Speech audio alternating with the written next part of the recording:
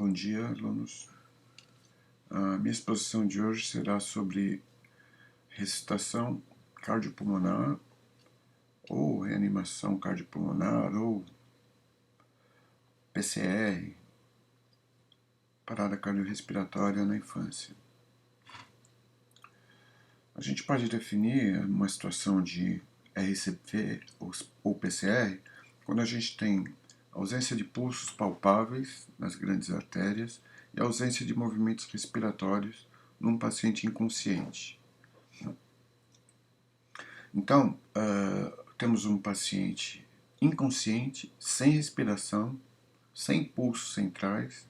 Eventualmente, se esse paciente estiver monitorizado, ele vai estar sem batimentos cardíacos ou apresentando uma frequência cardíaca abaixo de 60. Essa é a definição mais recente de parada ou de PCR na pediatria. O que mais a gente tem que considerar numa avaliação de uma criança em parada? Que a maioria delas ocorre quando a criança apresenta insuficiência respiratória aguda. Então, é uma fase final de um quadro de insuficiência respiratória aguda.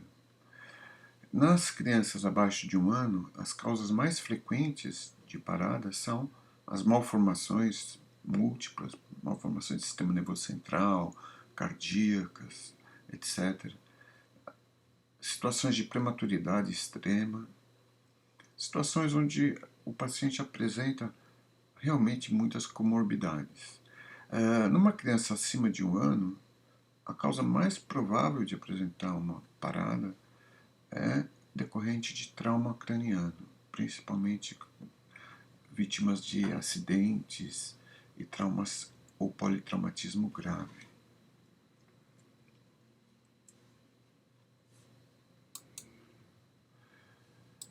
Atualmente, a gente, no início do atendimento a uma criança em parada cardíaca, a gente deve ficar atento aos seguintes tópicos. Primeiro, a circulação, como está a perfusão desse paciente.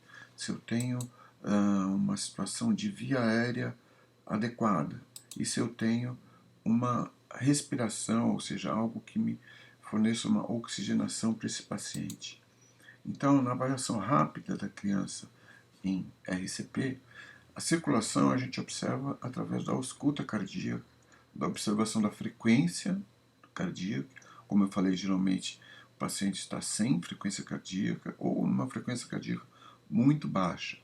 A palpação dos pulsos periféricos e centrais, então eu devo ter ausência de palpação de pulsos e um tempo de enchimento capilar que muitas vezes é difícil de ser avaliado ou praticamente sem o enchimento capilar adequado.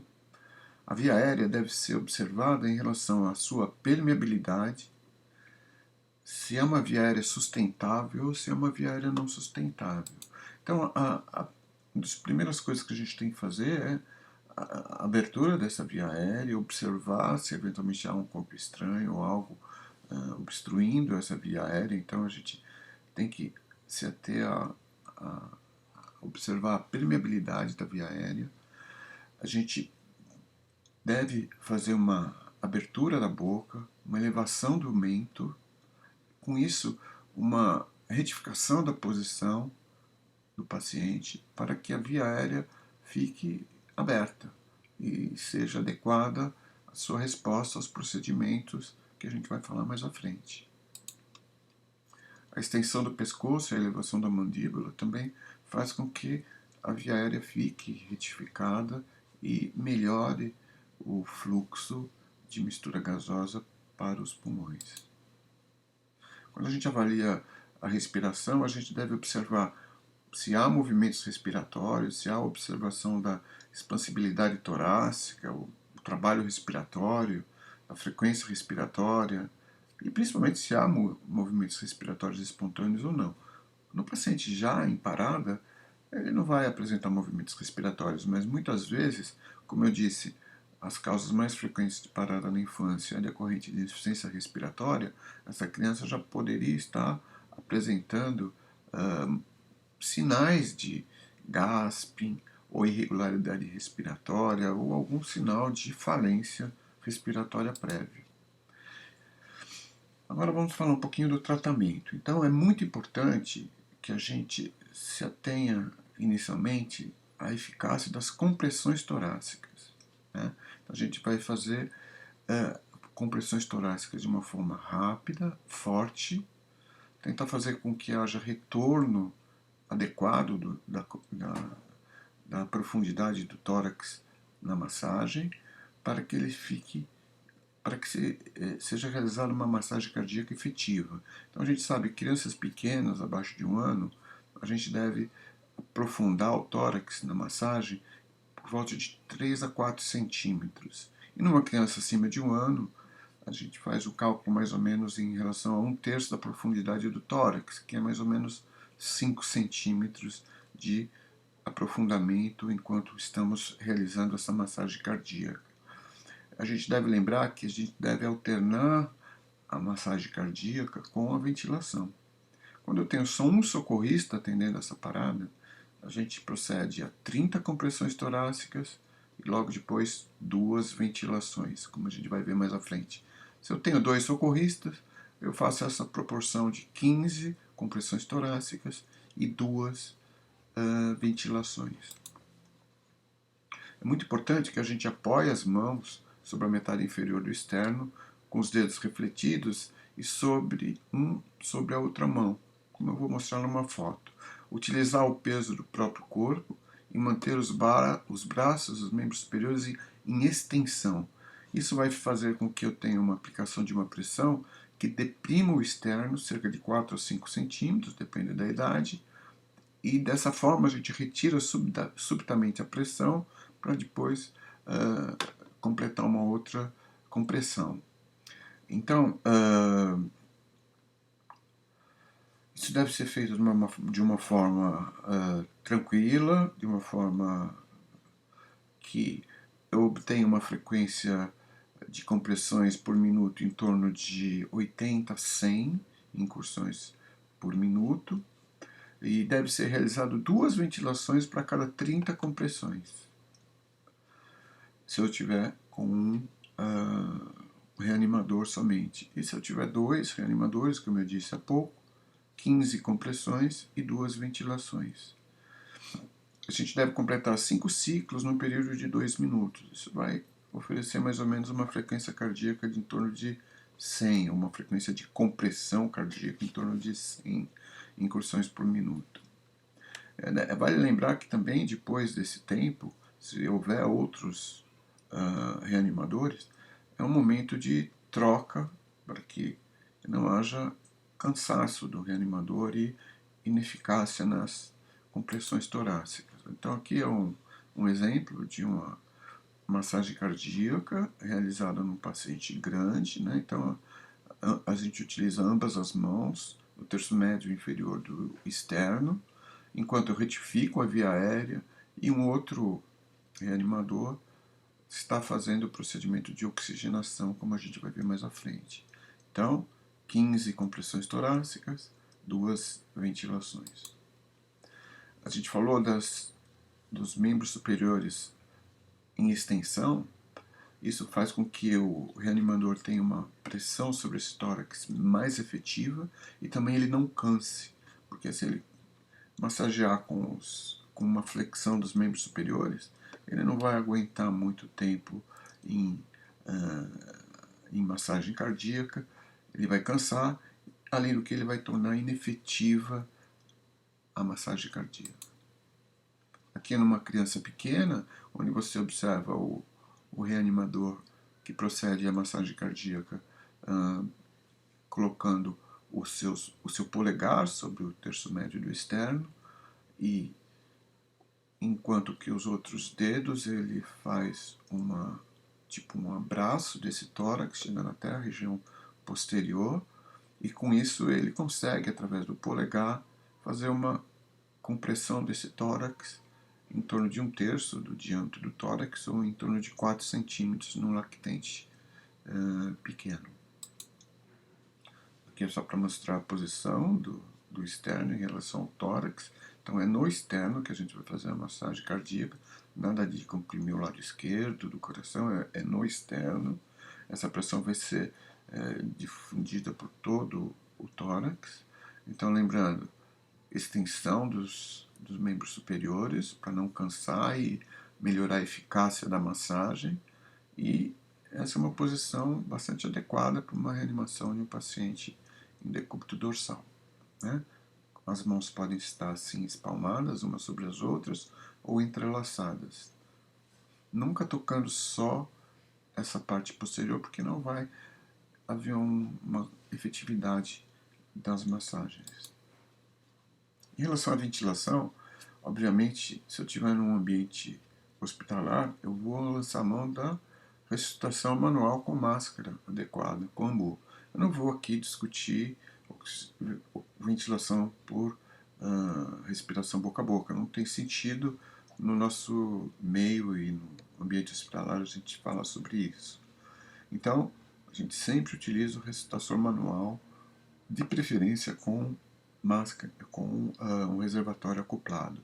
É o que a gente chama habitualmente de AMBU. Lembrando que AMBU é uma marca registrada. Eu posso então ventilar o paciente através da máscara, né, do ressuscitador manual, ou, se o paciente estiver entubado, através da cânula orotraqueal. Quando eu vou entubar, isso a gente vai falar mais à frente, eu tenho que escolher uma lâmina adequada e uma cânula adequada. Lembrando a vocês que sempre numa fase inicial da reanimação, nunca tentar entubar, sempre oxigenar através da máscara facial de oxigênio, tá bem? Através de uma máscara facial de oxigênio, que pode ser de diferentes maneiras, a gente pode oferecer uma máscara simples de O2 num fluxo de 6 a 10 litros por minuto, um FO2 de 35 a 60% na mistura gasosa. Se eu tiver um capacete, eu posso ter um fluxo maior de 10 a 15 litros por minuto, eu posso oferecer até 80% de oxigênio. E o que a gente prefere, sempre que a gente possa ter, é a máscara com reservatório, que é de 10 a 12 litros por minuto, e a gente oferece uma FO2 bastante elevada com reservatório, podendo chegar quase a 100%. Lembrando que catéter nasal e Venturi são situações onde não fornece pressão, maneira inadequada de oferecer oxigenação na parada, obviamente, é claro. Então aqui é como a máscara deve ser acoplada na face da criança, deve preencher toda a região nasal, oral, e deve ter uma boa pega na pele, ou não deixar haver escape. Por isso as máscaras facial, a máscara facial feita por silicone, ela mantém uma adequada vedação, fazendo com que haja pouco escape durante a pressão positiva que a gente faz com o ressuscitador ou com o AMBU. Então aqui é como a gente faz a elevação da mandíbula, né, do mento, a retificação da via aérea, a gente oclui completamente a boca e o nariz do paciente, faz uma pressão segurando, né, por cima a gente tem essa posição, e através da pressão sobre o reservatório, a gente observa a expansibilidade pulmonar. Então a gente vai colocar um fluxo de oxigênio, 8, 10, 6, dependendo da pressão que eu faço para esse paciente e da expansibilidade pulmonar que eu preciso observar. Aqui é um exemplo de uma máscara laríngea, já numa fase posterior ou depois de algum tempo, onde eu preciso de uma via aérea um pouquinho mais estabelecido para transporte.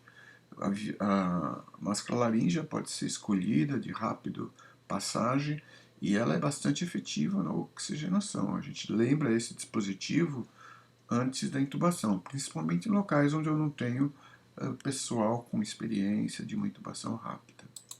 Obviamente, depois da oxigenação de emergência, da fase inicial da massagem cardíaca, pode ser que eu, tendo ou não resposta desse paciente, e principalmente se eu tenho resposta desse paciente, o paciente está voltando a ter batimentos cardíacos, eu tenho que estabelecer uma via de ventilação mais adequada. Então eu tenho que intubar o meu paciente. Para isso, eu vou escolher o momento certo da intubação. Não no início, porque você perde tempo tentando intubar num paciente em parada, mas durante a reanimação, se o paciente está voltando, já está com uma saturação periférica acima de 92, eu devo então estabelecer uma via de ventilação mais adequada, que é a intubação, e vai ser mais fácil a transferência desse paciente para uma UTI. Então, indicação precisa da intubação é uma ventilação com bolsa-máscara inadequada, ou com muito escape, ou quando não estou expandindo adequadamente o paciente, ou ela já está prolongada, eu já estou com 10 minutos de ventilação com bolsa-máscara e o paciente tem que ser transferido, então eu tenho que intubar. Como é muito profundo, já anterior, por exemplo, no trauma grave, que apresentou essa parada, eu já não tenho que perder tempo na reanimação, eu já devo, melhorou a saturação, proceder à intubação. Tá? O paciente está voltando, mas ele está em gasping, ou seja, numa respiração irregular ou não efetiva, né? A criança está entrando em fadiga respiratória, então está melhorando da parada, mas está fadigando, eu tenho que intubar. Ou se eu tiver aqui uma retenção de CO2 na gasometria, ou uma hipóxia persistente, ou seja, eu não estou conseguindo uma boa ventilação com o ambu, com a bolsa máscara. Tá?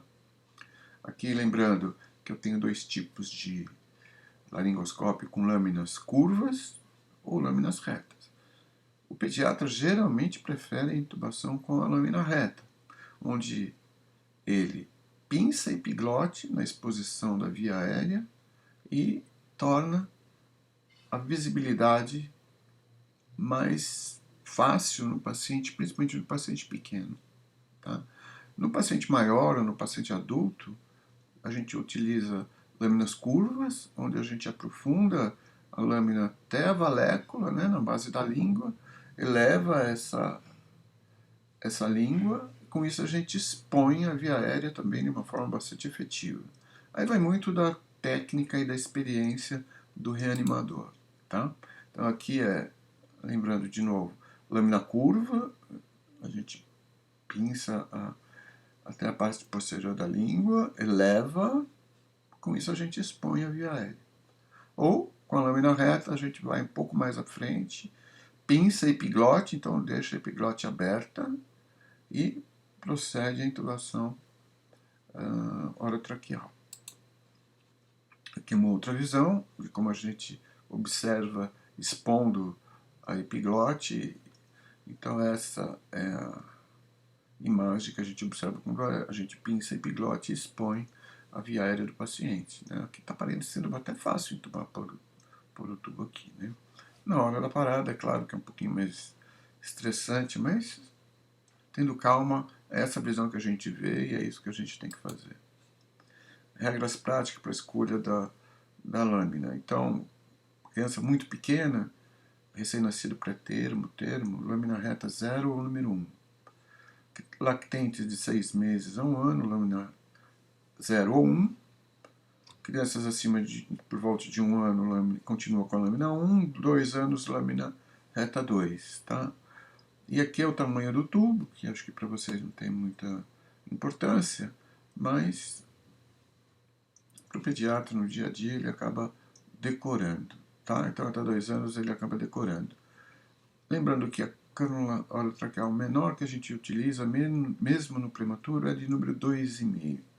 E numa criança até 2 anos a gente usa então 3 para o lactente, 3,5 ou 4 para o lactente maior e 4,5 para o paciente de 2 anos. Após 2 anos a gente usa uma formulinha. Tá? Que fórmula é essa? Para o tubo sem cuff, ou seja, que é o que frequentemente a gente utiliza em pediatria, em crianças pequenas, a gente usa essa fórmula, idade, em anos sobre 4 mais 4. Então, paciente de 2 anos, como eu estava falando, 2 sobre 4 é meio, mais 4, 4,5. Então eu vou pedir uma cânula 4,5. Se eu utilizar uma cânula com cuff, a gente utiliza sempre um número um pouco maior dessa cânula, tá bem? O número, a distância de inserção em centímetros da cânula, geralmente é o número do tubo, por exemplo, tubo 4. vezes 3. Então a gente vai fixar na posição 12 centímetros no lábio superior. Tá? É uma regra prática. Aqui é a posição da cânula depois de entubada. Né? A cânula deve ficar entre a fúrcula e a carina, numa posição em torno do segunda, terceira costela, e deve haver uma expansão pulmonar bilateral. Aqui a gente observa que não tem ainda, né? O paciente está com uma hipoventilação no lado direito, o lado esquerdo ventilando bem. E aqui a gente tem aumento do timo, só para lembrar vocês, tá bem? Em relação à circulação, é muito importante, não só a massagem cardíaca, não só a ventilação com ambu, mas a gente tem que se preocupar conjuntamente com a obtenção de 2 acessos vasculares periféricos de uma forma bem rápida. Então, nessa situação, é importante que eu tenha uma enfermeira, uma técnica de enfermagem bem experiente para poder pegar um acesso venoso periférico numa criança em situação crítica, né? Onde frequentemente tem vasoconstrição periférica, enchimento capilar ruim, que dificulta a punção. Então, depois de a tentativa de 2 acessos vasculares, sem sucesso, mais de 90, 2 minutos sem conseguir um acesso, a gente já solicita agulha intraóssea, uma administração rápida de medicações, de soro, e não perder tempo com catéter venoso central nessa fase inicial. Só se eu não tiver de jeito nenhum essa intraóssea, ou se a intraóssea for absolutamente inadequada. Então, o acesso vascular ele deve ser obtido nos primeiros 90 segundos. Geralmente, a punção intraóssea vai ser a preferencial na situação de emergência, porque a via periférica é difícil, o paciente já tem acidose, vasoconstrição, muitas vezes você pega a veia e estoura, como eles dizem, né? Ela extravasa. Então, o acesso intraósseo é bastante importante. É claro que depois, estando tranquilo, depois de alguns minutos, a criança melhorou, saiu da parada, eu vou fazer um acesso venoso central. Punção da veia femoral, jugular, subclávia, ou mesmo a safena. Então aqui é um exemplo de punção intraóssea, na tíbia proximal, a face anterior, né? Justamente a gente faz uma punção aqui próxima da tuberosidade da tíbia, uns 2 centímetros abaixo do joelho, obviamente, e a gente vai observar que depois da punção, quando diminuir a pressão dessa agulha, essa agulha já deve estar na medula óssea. Então a gente simplesmente conecta um sistema de soro e infunde. Se houver uma infusão rápida e boa do soro, é sinal que você funcionou a medula de uma forma adequada. É claro que se houver extravasamento, inchaço, edema aqui, você não pegou, você vai ter que pegar em outro local. Essa é a agulha que a gente tem no pronto-socorro infantil, né? É uma agulha para punção intraóssea, onde você já tem um bisel, porque se você puncionar com uma agulha sem bisel, vai entupir de osso a agulha e você não vai ter um retorno de sangue. Então tem que ter uma agulha apropriada, uma pressão adequada.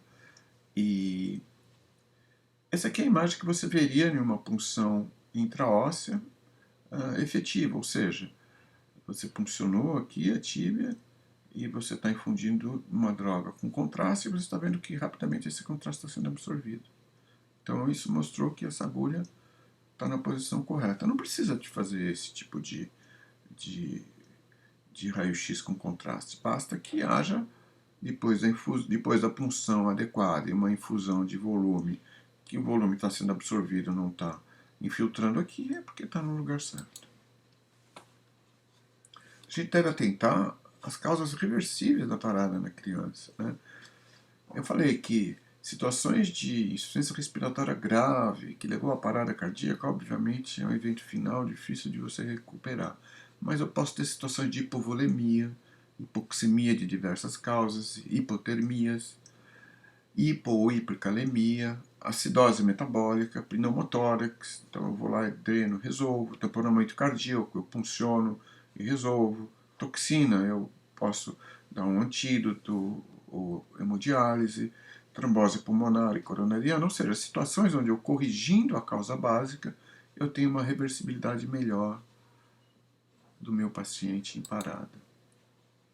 Enquanto eu estou reanimando, eu preciso sempre checar o ritmo cardíaco no monitor.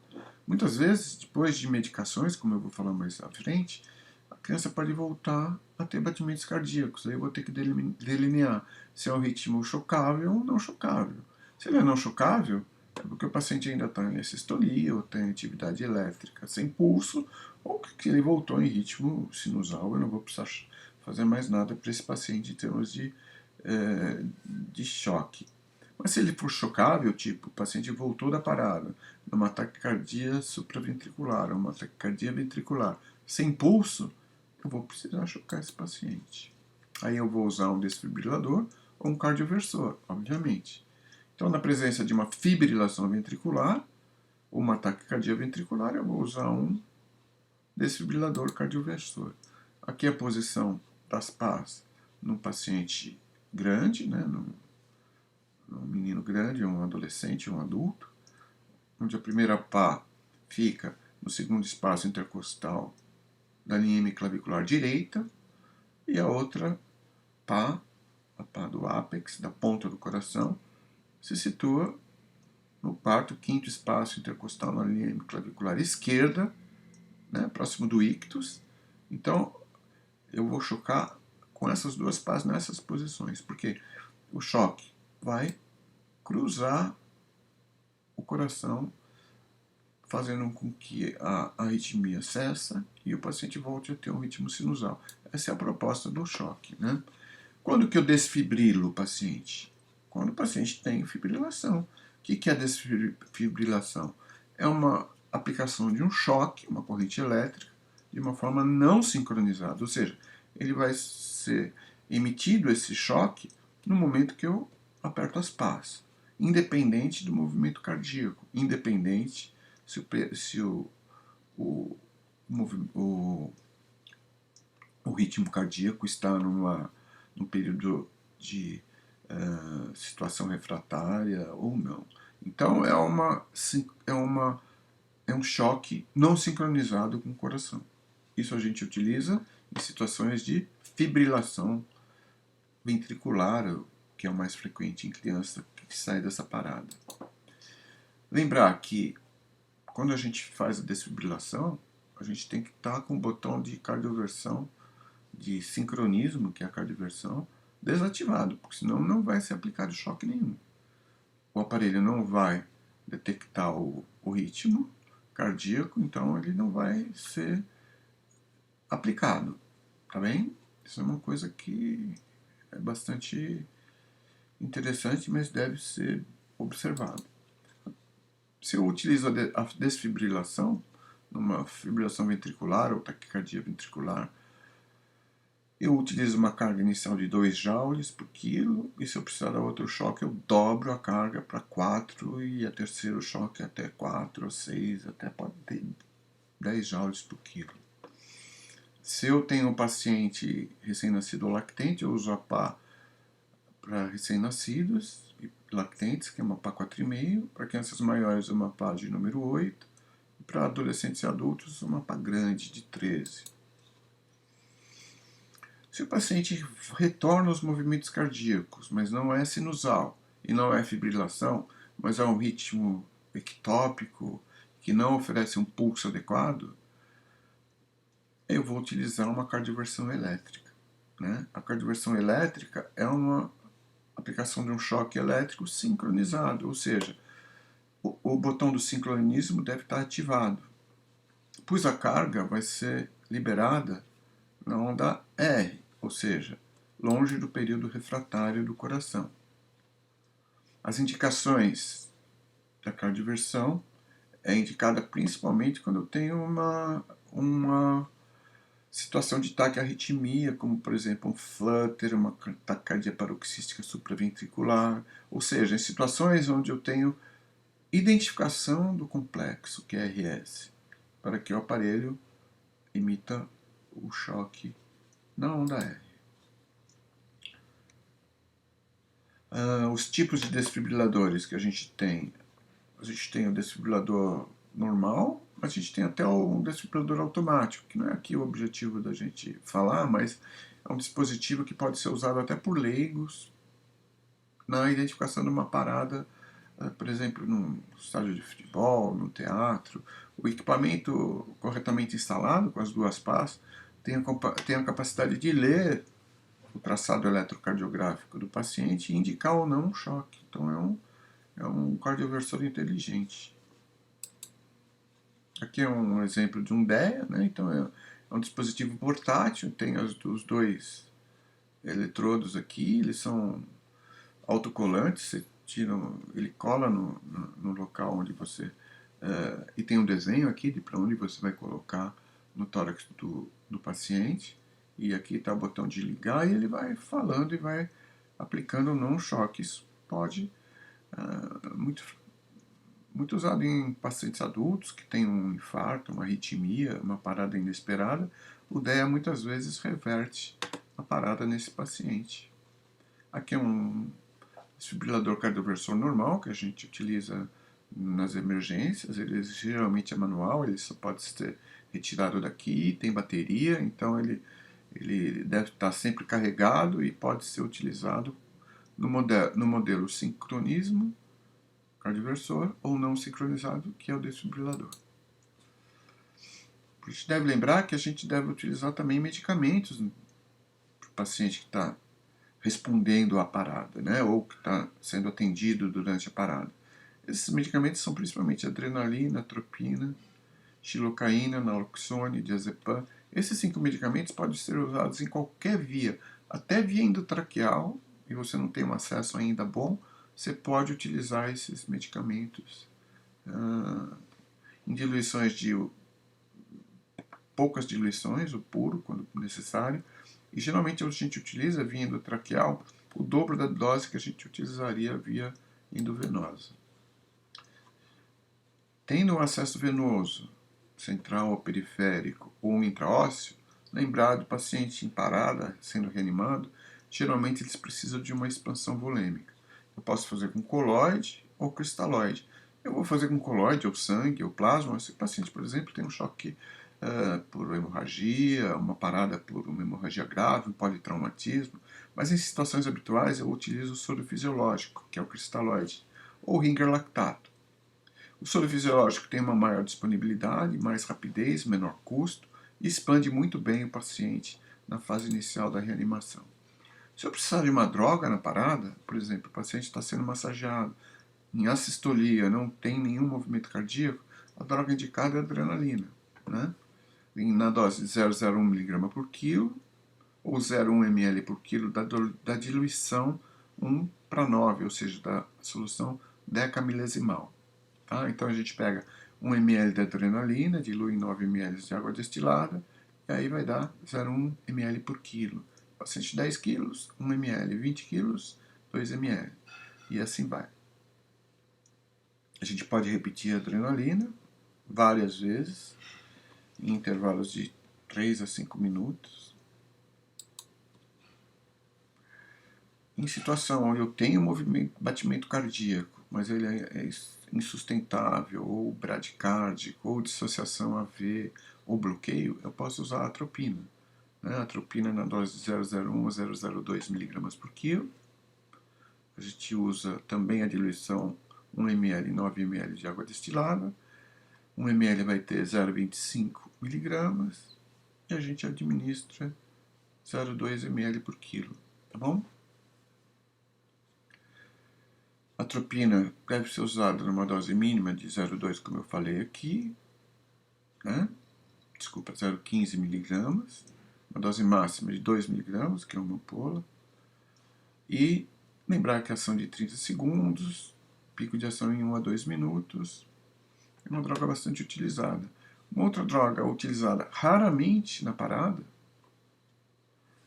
e quando usado deve ser usada com muito cuidado, é o bicarbonato de sódio.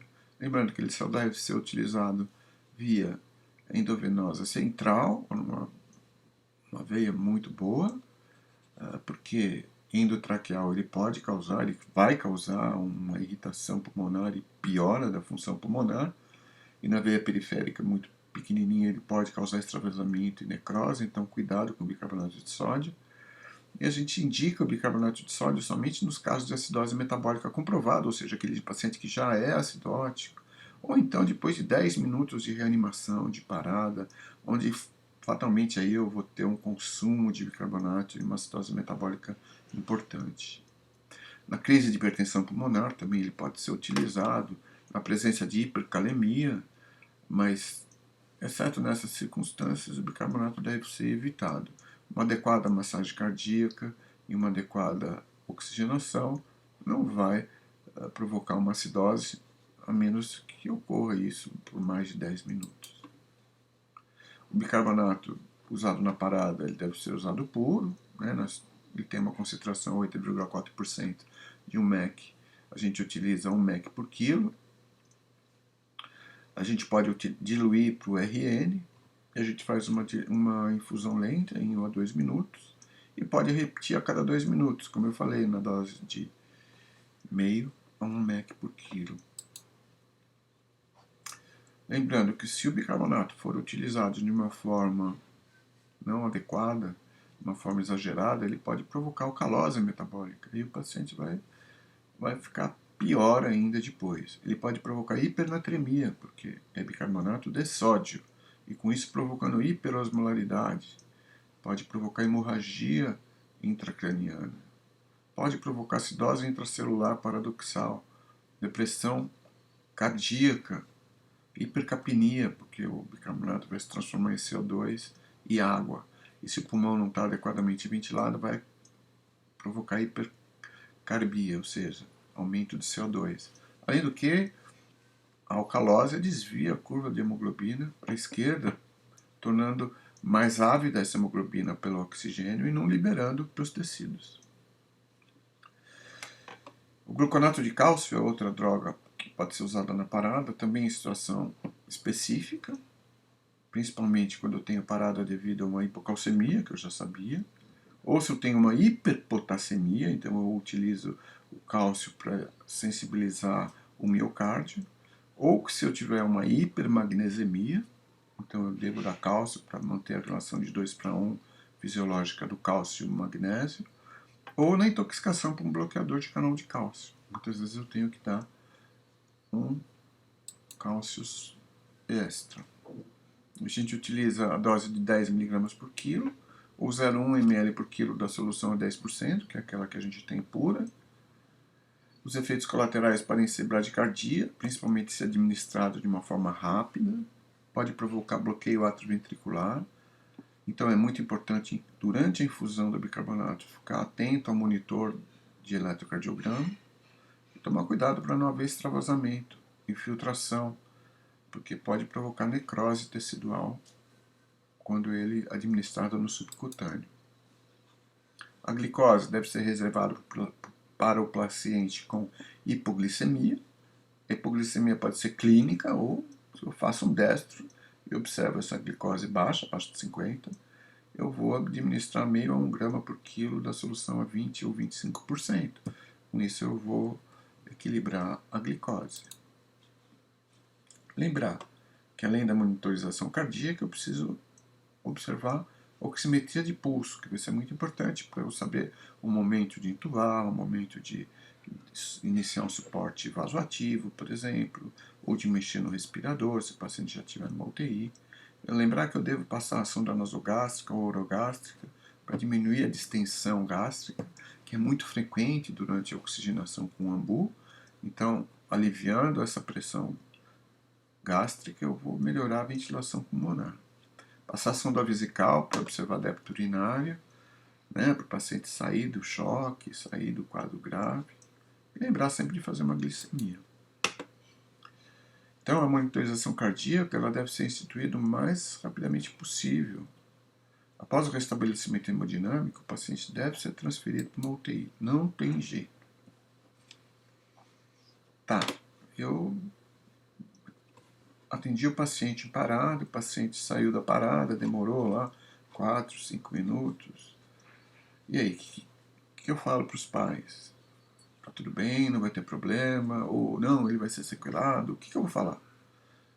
Vou falar assim, ó, não existe uma relação bem definida entre a duração da parada, ou seja, o quanto que provocou de isquemia cerebral, porque lembrando que se essa parada ocorreu no hospital, eu estou fazendo uma massagem cardíaca, eu estou oxigenando, eu estou ventilando. Então o grau de isquemia cerebral não pode ser calculado nesse momento. E a reversibilidade da lesão neurológica vai depender então depois da evolução, da melhoria do quadro, de exames laboratoriais mais sofisticados na evolução clínica do paciente.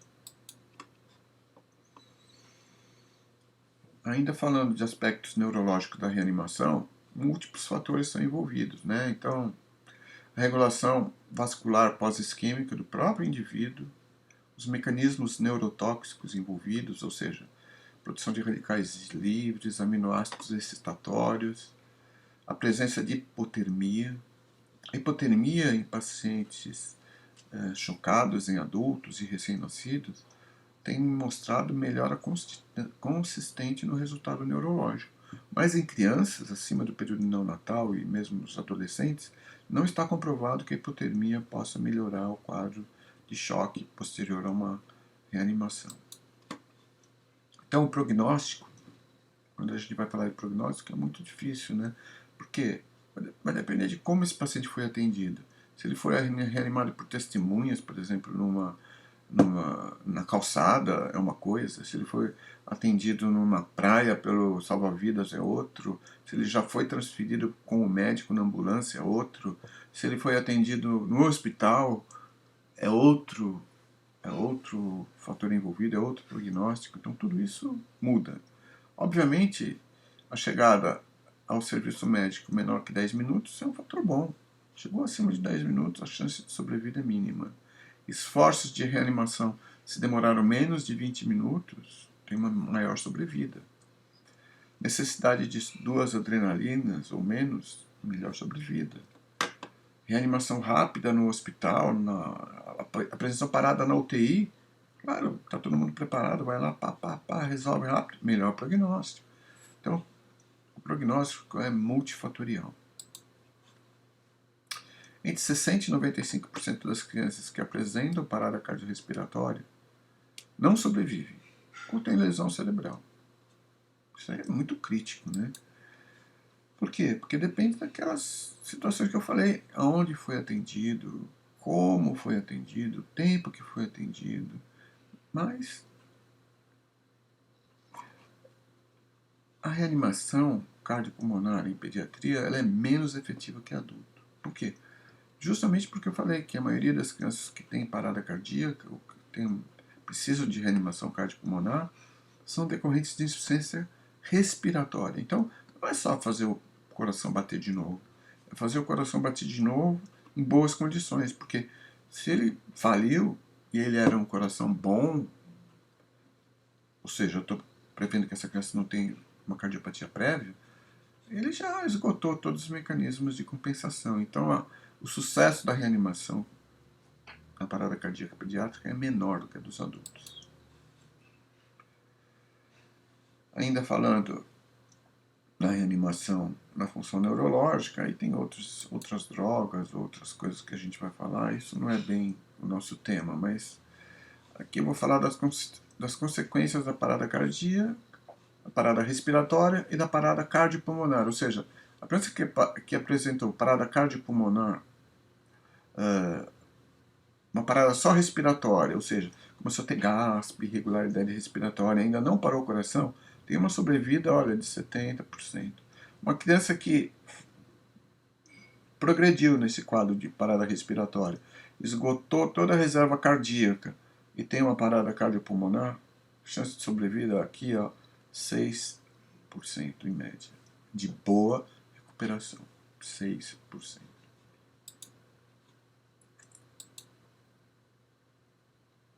Bom, é isso que eu tinha para dizer para vocês por hoje.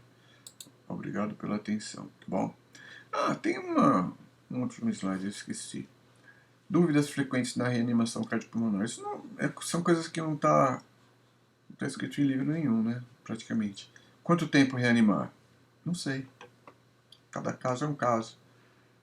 a equipe que está investindo deve saber. Mas, seguramente, tempos acima de 30 minutos, a uma eficácia próximo de zero, e quando o paciente sai, sai com graves sequelas neurológicas, grave. Então, a gente tem também que pensar nisso quando a gente está reanimando de uma forma extenuante e sem sentido, tá? Reanimar pacientes terminais, claro que não, né? Pacientes terminais devem ter uma ortotanase, deve ter uma morte na hora certa. Não tem sentido o paciente terminal a gente aplicar medidas de intubação, ventilação mecânica, suporte vasoativo, se ele não tinha a situação clínica com alguma chance de progressão. A gente tem que ser humano nessa época. A gente tem que saber que a morte também faz parte. Se o paciente for visto por equipe paliativa, geralmente ele já tem alguma orientação se ele tem uma parada cardiorrespiratória. Obviamente o paciente em medida paliativa, mas ele apresenta uma obstrução da cânula, eu tenho que desobstruir a cânula, obviamente. Vou deixar ele parar por conta disso. Se ele tem uma hipóxia por desconexão do circuito, eu tenho que ver. Mas eu tenho que respeitar as equipes multidisciplinares em relação às condutas que a gente deve fazer numa parada cardíaca. Tá? Então isso deve ser sempre discutido antes, no paciente muito crítico. E se eu não tiver que reanimar, o que escrever no prontuário? Escrever o que acontece realmente. O paciente apresentou parada cardiorrespiratória, como já discutido pela equipe multidisciplinar ou paliativa. Não há indicação de procedimentos invasivos de reanimação. Tá? Lembrar que é muito importante pensar um pouco, não na hora que você está reanimando, mas na qualidade de vida que esse paciente pode ter depois, né, da reanimação. Né? A gente fica diante no nosso serviço de crianças que tiveram reanimação cardiopulmonar com graves sequelas neurológicas, vão viver por alguns anos com grandes necessidades de toda a família, toda a estrutura. E a gente tem que pensar assim, né, que nível de vida, né, que esse paciente possa ter, né, porque a experiência humana não é só estar batendo o coração, né, ela tem que ter relação com as atividades do meio, né. Então isso aqui são coisas para vocês pensarem só. É isso, obrigado.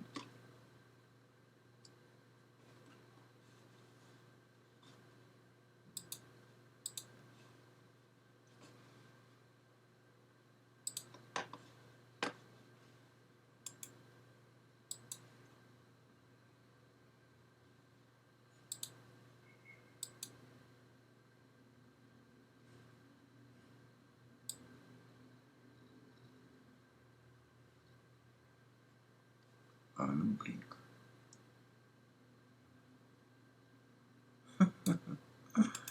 Ah,